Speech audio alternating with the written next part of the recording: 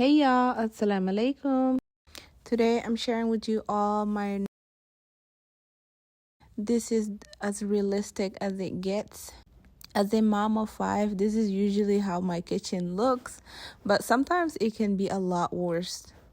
I always save all my major cleaning for the night because there's no point in cleaning up when the kids are up.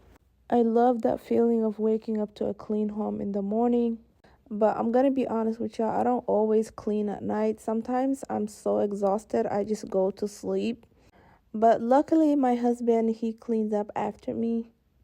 And also, the kids help out with cleaning. It is great to have some help around the house. Like, it's good when everyone works together, it gets the work done a lot faster. On this particular night, I had work the day after. So I was trying to get done as many things as I can before I start work. I get up for work around 3:30 a.m. so that way I can be ready to go in at 4 a.m. I only work 3 days of the week, but that itself is stressful with a toddler and dropping off and picking up kids from school, helping out with homework, and also I'll be starting school soon myself, so it's a lot going on.